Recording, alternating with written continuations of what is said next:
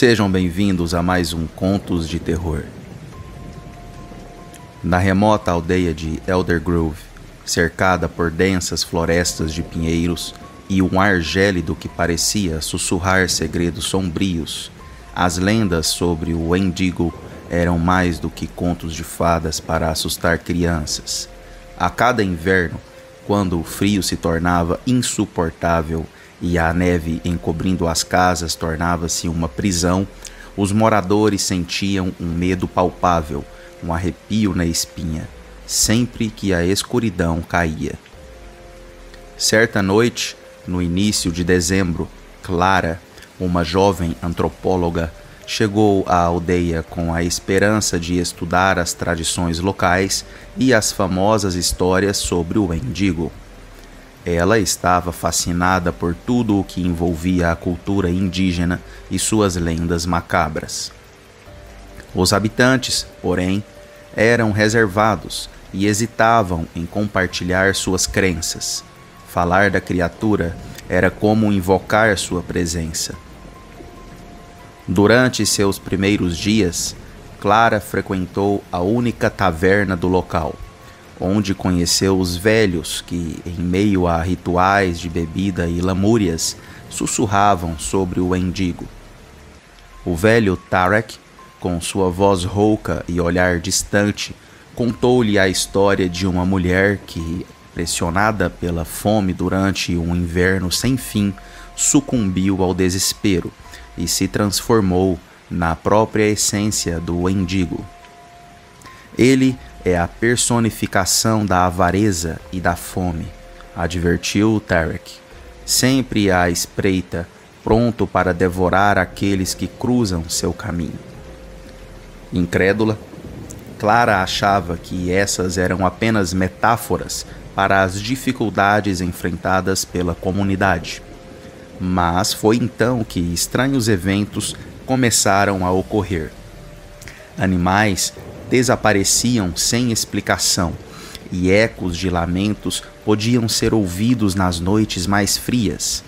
Um dia, ao coletar amostras de solo na floresta, Clara encontrou marcas gigantescas na neve, semelhantes a pegadas de algum animal imenso. Mas não eram marcas de urso ou lobo. Algo mais sinistro estava atrás delas. Quando a tempestade chegou, a aldeia ficou isolada e as tensões começaram a aumentar. Discotecas de pessoas se reuniram para contar histórias sobre o Wendigo, cada um adicionando sua própria contribuição ao mito.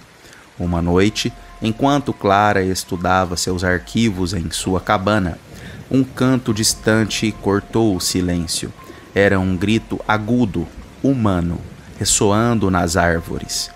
Ela imediatamente correu para fora, seu coração batendo forte em seu peito. A floresta estava coberta por uma camada espessa de neve, e a luz da lua iluminava a paisagem como um palco. Mas o que ela viu fez seu sangue gelar. Um homem, ou o que parecia ser um homem, contorcia-se na neve. Seu corpo era gaunt, suas articulações apresentavam ser deslocadas e seu rosto, bem, já não era mais humano. Os olhos brilhavam como brasas em um fogo eterno e sua boca estava cheia de dentes afiados, prontos para devorar qualquer um que se atrevesse a se aproximar. Clara queria gritar, mas seu corpo não respondia. Sua mente lutava entre a lógica e o horror que se desenrolava diante dela. Com o esforço, finalmente conseguiu correr de volta à aldeia, mas a imagem daquela forma deformada pareceu gravada em sua mente. Os dias seguintes foram marcados por paranoia crescente. Os residentes começaram a desaparecer um a um. Quem saía à noite nunca mais voltava. Clara percebeu que as histórias que ouvira estavam se tornando realidade. Em pânico, decidiu que precisava escapar, mas ao tentar se afastar, descobriu que a estrada de saída havia sido bloqueada pela neve. Estava presa. Uma noite, enquanto tentava dormir, Clara sentiu o ar ficando frio e pesado. Algo estava observando-a. Sussurros vindos da floresta chamavam seu nome, ecoando mais altos a cada segundo. Certa de que não poderia fugir de Wendigo, Clara decidiu enfrentar seus medos.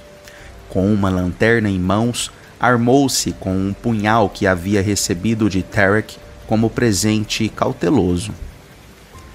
Avançando na escuridão, a floresta parecia viva, as árvores sussurrando advertências. Cada passo que dava saturava o silêncio com um peso denso. Então, ela o viu novamente. A criatura. Olhando diretamente, identificou não apenas a forma grotesca, mas também um resquício humano atrás de tudo aquilo. Um grito ecoou em sua mente. Uma chamada de ajuda ou um aviso? Você não pertence aqui, a criatura rosnou, sua voz ecoando como um trovão distante. Clara estava paralisada, incapaz de se mover ou pensar. O Wendigo se aproximou, revelando garras afiadíssimas prontas para atacar. Ela sabia que, se quisesse sobreviver, precisava agir. Lembrando-se das histórias de Tarek, Clara gritou palavras de proteção que aprendera com os nativos, invocando os espíritos da floresta para protegê-la. O ar ao redor começou a vibrar e o Wendigo hesitou, confundido pela força da aura que Clara exalava. Em um momento de coragem, ela atacou, fincando o punhal em seu peito. Um grito agonizante ecoou, reverberando por entre as árvores.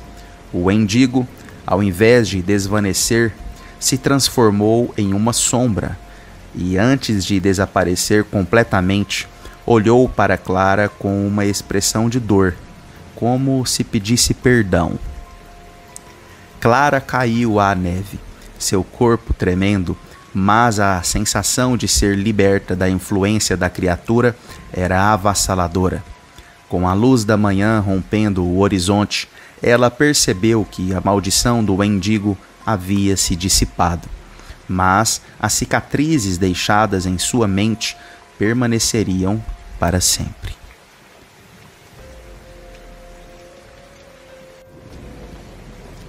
Era uma noite escura e chuvosa na pequena cidade de Elderville. As nuvens se acumulavam, encobrindo a lua cheia que, quando vislumbrada, lançava uma luz pálida sobre os campos. Os moradores, habituados ao silêncio sepulcral do lugar, sentiam um frio incomum no ar, como se a própria natureza estivesse alertando para algo maligno que se aproximava. Em uma das casas mais antigas da cidade, uma família havia se mudado recentemente. Os Martins, em busca de um novo começo, se instalaram em uma mansão vitoriana que há muito tempo estava abandonada. A estrutura imponente e as janelas manchadas de poeira davam à casa um aspecto sombrio, mas para eles era um lar cheio de potencial.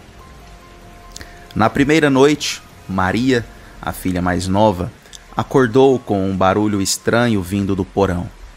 Ao descer as escadas rangentes, foi envolvida por uma sensação de que algo a observava.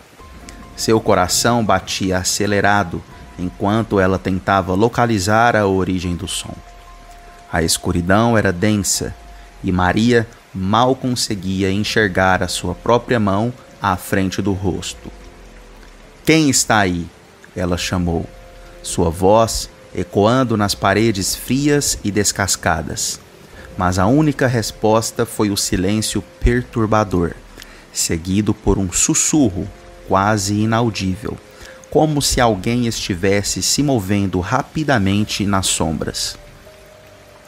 Quando Maria voltou correndo para o quarto, contou aos pais sobre o que havia visto, mas eles riram, achando que era apenas fruto da sua imaginação infantil.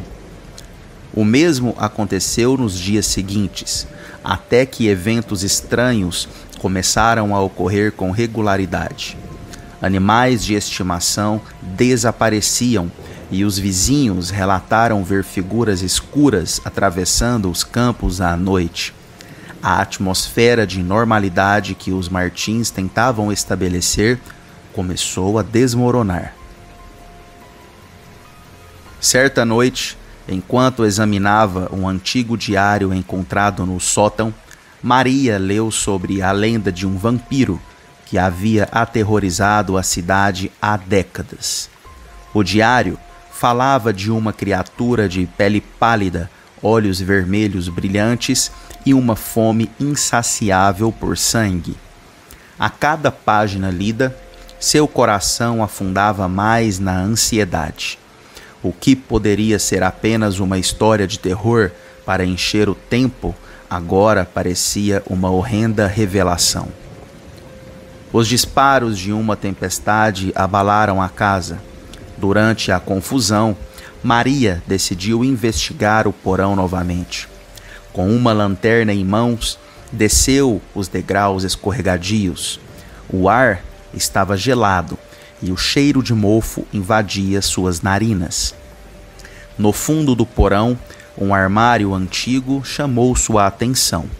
Ao abrir as portas rangentes, o que encontrou a fez gritar. Havia roupas rasgadas e manchas secas de sangue, e em meio a eles, uma fotografia de um homem que parecia ter saído diretamente de seus piores pesadelos.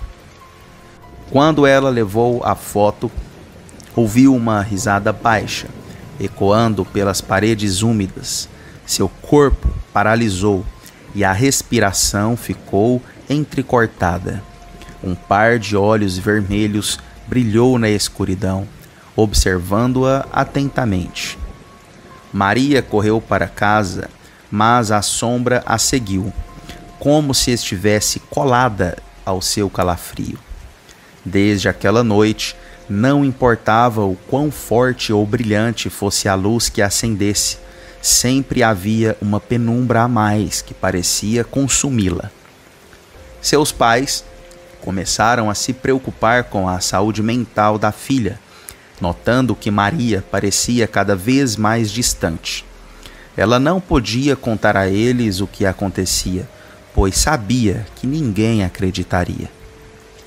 As semanas passaram e a presença da sombra se intensificou. Maria viu o vampiro em momentos inesperados. Ela estava sempre com ele parado em frente à janela, ou então no reflexo de um espelho. Ele parecia querer algo dela, uma ligação que ela não conseguia compreender. A oportunidade de enfrentar seu medo chegou em um dia fatídico. Uma nova noite de tempestade trouxe à tona as memórias ainda mais vívidas. Maria decidiu confrontar a criatura. Armou-se com um crucifixo que encontrou no antigo diário e desceu novamente ao porão.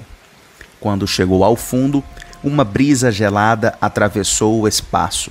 Ela sentiu que não estava sozinha. "Vá embora!" gritou, tentando reunir toda a coragem que tinha. "Você não tem poder sobre mim." Mas ele apareceu, envolto na escuridão, com um sorriso torto e sedutor. O vampiro, agora mais nítido, revelou seu verdadeiro rosto, uma beleza indescritível, misturada com algo grotesco. Seus olhos vermelhos brilharam com uma intensidade hipnotizante.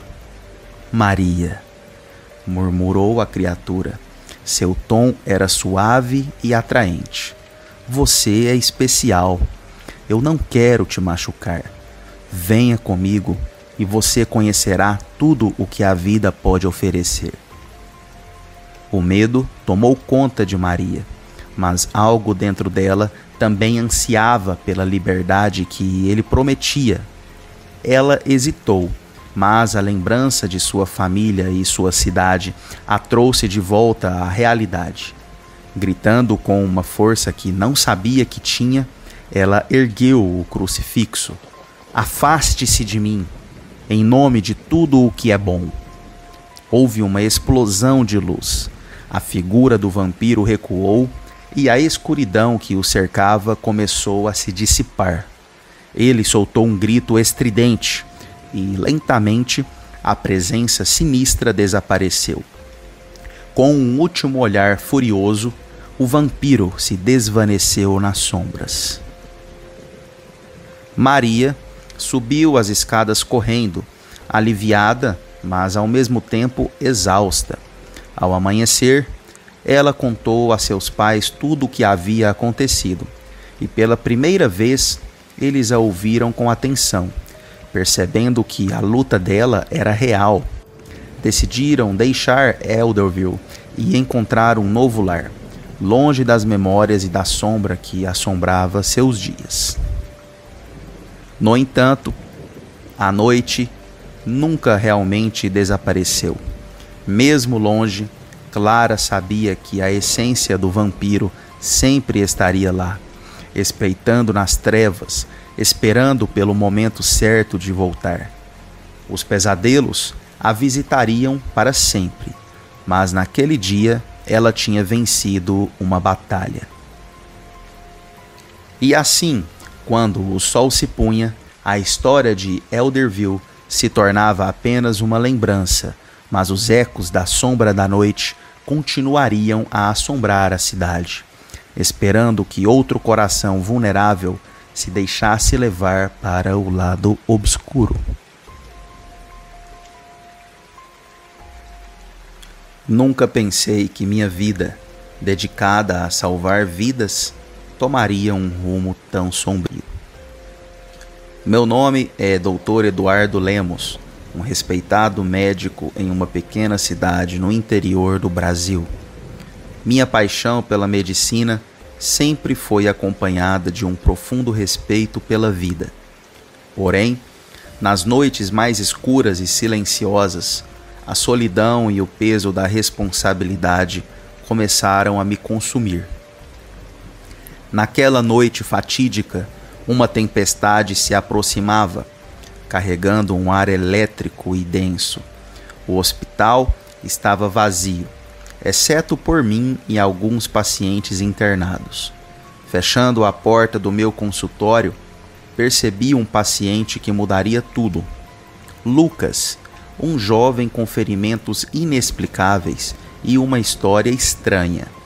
Ele falava sobre sombras e gritos à noite, mas o que mais me intrigou foram suas marcas no corpo, cicatrizes que pareciam mais do que apenas rasgos na pele. Conforme o tratamento seguia, Lucas revelou-se um enigma.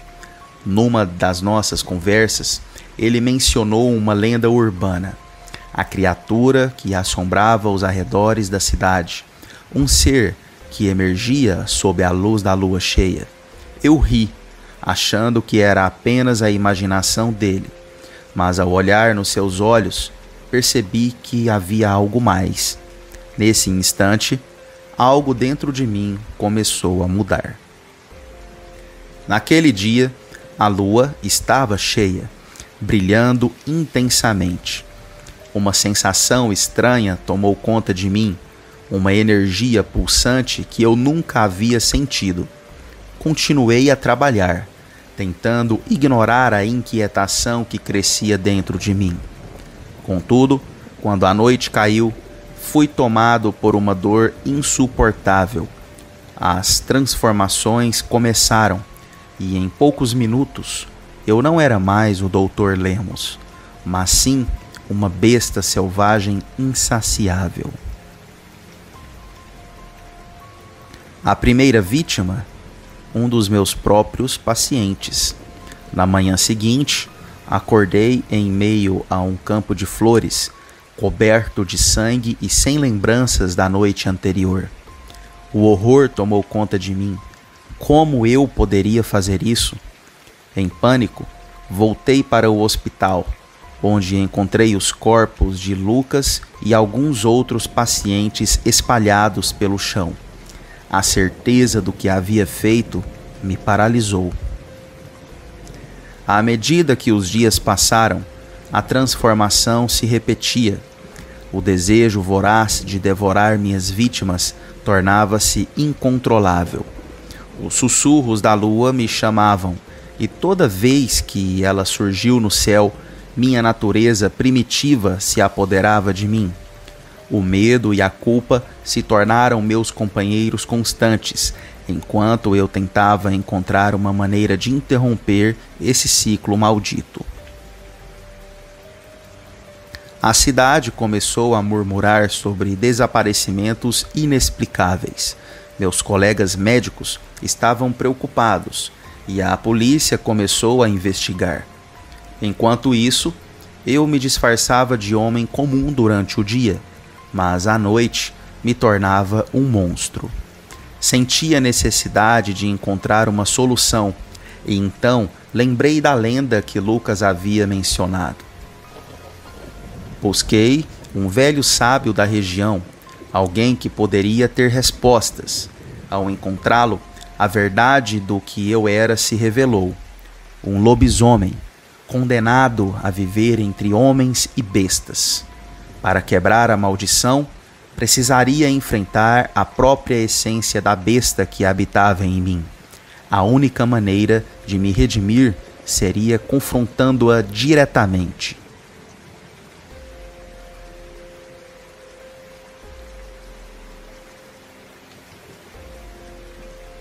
Na noite de lua cheia, preparei-me para o confronto.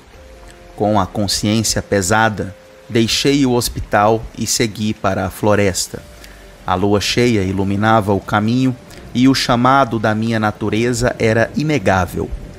No coração da mata, encontrei a criatura que era, enfrentando não apenas a besta exterior, mas também o monstro que se alastrava dentro de mim.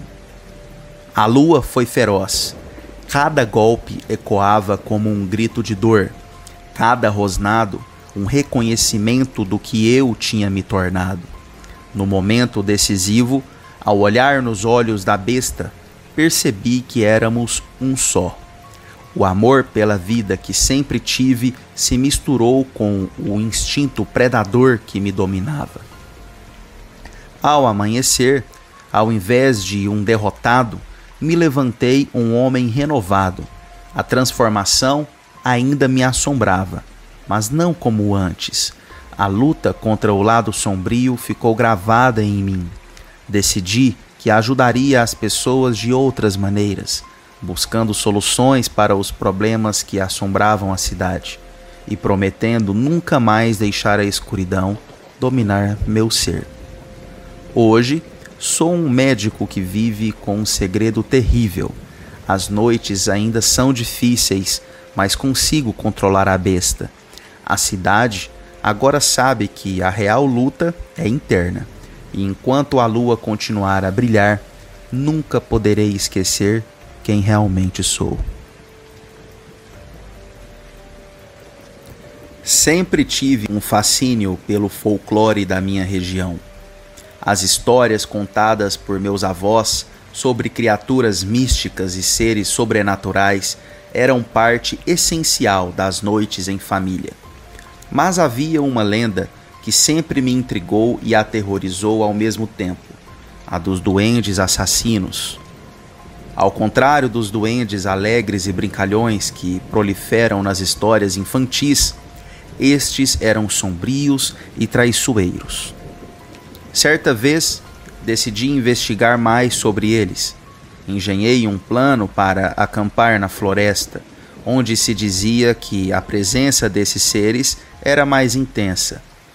A lua cheia iluminava o caminho enquanto eu montava meu abrigo.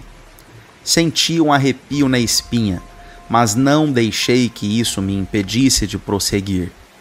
Lembrei-me das histórias que me contaram. Os duendes eram pequenos, com pele verdes e olhos brilhantes, capazes de se camuflar entre as sombras. Passei horas observando a floresta, escutando os sons noturnos. O vento sussurrava segredos que eu não queria entender. Então, algo chamou minha atenção. Risadinhas suaves e ecoantes que rompiam o silêncio. Meu coração acelerou. Eu sabia que aquela era a hora. Era o momento de me deparar com as criaturas que tanto me fascinavam e assustavam. Meus olhos se fixaram em um ponto mais adiante. Vi um grupo de pequeninos dançando ao redor de uma fogueira. Suas risadas eram encantadoras, mas havia algo sinistro nessa alegria. Eu me aproximei cautelosamente, tentando não ser ouvido. Quando cheguei mais perto, notei que as danças não eram apenas celebrações. Havia um ritmo frenético que me deixou inquieto. De repente, eles pararam. Um deles, o maior, olhou diretamente para mim. Seus olhos eram como poços profundos, repletos de uma escuridão que parecia absorver a luz da lua. "Você veio nos visitar?" ele disse, a voz suave e sedutora, mas carregada de uma ameaça quase imperceptível. Tentei responder, mas as palavras não saíam. Algo dentro de mim sabia que o perigo estava mais próximo do que eu imaginava. "Procuramos aqueles que perturbam nosso lar", continuou ele. O pânico começou a tomar conta de mim. Eu não queria ser uma perturbação, mas estava ali, intruso em um mundo que nunca deveria ter sido desvendado. Foi então que percebi outras figuras emergindo das sombras, cercando-me lentamente. Elas não tinham sorrisos, apenas rostos sérios, com expressões que pareciam condenar minha presença. Um dos duendes se aproximou mais e pude ver claramente a adaga que segurava, refletindo a luz da fogueira. "Você sabe o que acontece com os curiosos na floresta?" ele perguntou. Sua voz agora um sussurro ameaçador. Eu sabia que a resposta não era nada boa. Corri, sem olhar para trás. O som dos passos apressados dos duendes ecoava em meus ouvidos. Cada risada agora transformada em gritos aterrorizantes. Minhas pernas queimavam e o pavor me impulsionava a avançar. A floresta parecia tomar vida ao meu redor, galhos se fechando como garras, tentando me prender. Finalmente, alcancei uma clareira. A lua cheia brilhava intensamente e senti que poderia escapar. Mas ao olhar para trás, vi os duendes parados na borda da escuridão, seus olhos brilhando como faróis. Eles me observaram e uma sensação de desespero tomou conta de mim. Era evidente que eu não era o primeiro a cruzar seu caminho e provavelmente não seria o último. "Revele-nos seu segredo", o líder pediu, e uma onda de terror percorreu meu corpo. Sabia que tinha que fazer algo para me salvar. Fui tomado por uma ideia desesperadora. "Se me deixarem ir, prometo contar suas histórias ao mundo", gritei, com minha voz tremendo. Os duendes trocavam olhares e, por um momento, uma tensão pairou no ar. Eles estavam obcecados pela curiosidade humana, talvez mais do que pela vontade de matar. "Conte nossas histórias", repetiu o líder, como se pensasse na proposta em sua mente. "Conte, e talvez possamos poupá-lo hoje." Com o coração ainda acelerado, comecei a falar sobre as lendas que ouvira na infância, como os duendes ajudavam os camponeses em troca de pequenas oferendas, como o guardião da floresta. Minha voz tremia, mas continuei, e aos poucos os imortais começavam a parecer menos ameaçadores e mais curiosos. A noite passou, e as histórias que contei pareciam apaziguar suas almas inquietas. No entanto, sem perceber, revelei muito mais do que pretendia. Quando terminei, havia um silêncio pesado. Muito bem, curioso, disse o líder. Você pode ir, mas lembre-se, toda história tem um preço. Saí daquela floresta atordoado, mas livre. As risadas dos duendes ainda ecoavam em minha mente, junto com a certeza de que a curiosidade e a busca pelo conhecimento têm um custo. Ao voltar para casa, percebi que nunca mais veria o folclore da mesma maneira. As lendas eram mais do que simples contos. Elas guardavam verdades obscuras e perigosas, prontas para serem desveladas e, às vezes, melhor deixadas nas sombras. Anos se passaram desde aquela noite, mas não consegui esquecer os olhos brilhantes na escuridão. Hoje, quando fecho os olhos, a risada ressoa em minha mente, e a lembrança de que o folclore é muitas vezes mais sombrio do que alegre continua a me assombrar. Alguns segredos são melhores mantidos sob a luz da lua, longe das mãos curiosas dos mortais.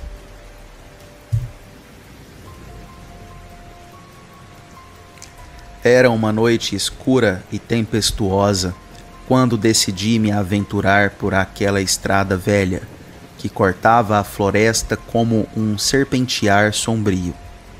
Diziam que, nas noites de tempestade, a antiga casa no final do caminho ganhava vida, como se os espíritos que nela habitavam buscassem companhia. Certa vez, um amigo me advertiu: nunca vá até lá, aquela casa é mal assombrada. Mas eu, impulsionado pela curiosidade e pela necessidade de desvendar mistérios, ignorei o aviso. Ao chegar à casa, senti um arrepio correr pela minha espinha. As janelas estavam quebradas e as portas rangiam ao ritmo do vento. A fachada, coberta por trepadeiras e musgo, parecia um rosto triste e cansado, incapaz de deixar o passado para trás. Respirei fundo e avancei, meus passos se ecoando na solidão da noite. Quando coloquei o pé dentro da casa, um cheiro de mofo e madeira podre invadiu minhas narinas. O ar estava gelado e eu não pude evitar um tremor involuntário.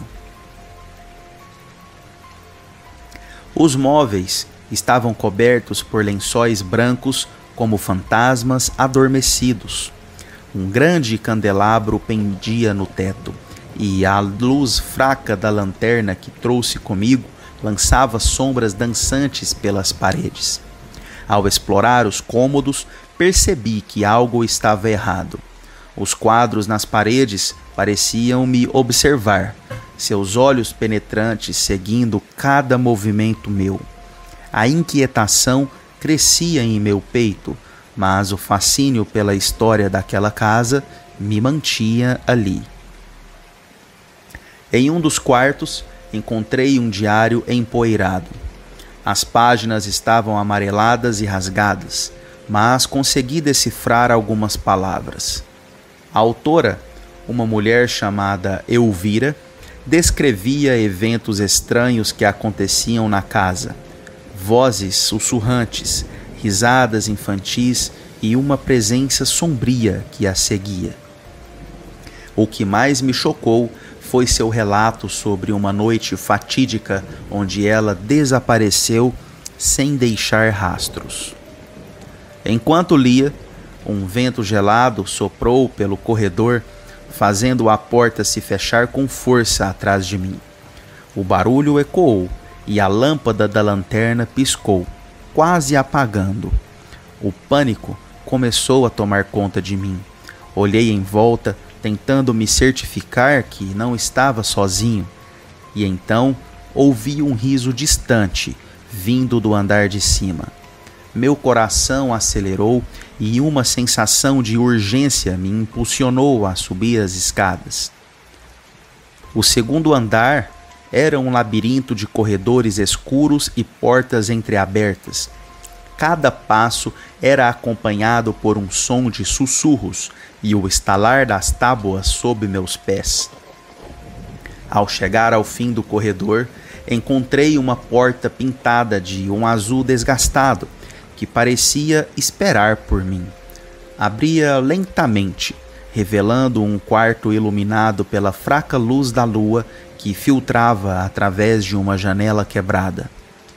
No centro do quarto, havia uma cama antiga, coberta por um edredom rasgado. Em cima da mesa ao lado, um retrato empoeirado mostrava Elvira com um sorriso sereno. Olhando para a foto, senti uma conexão inexplicável.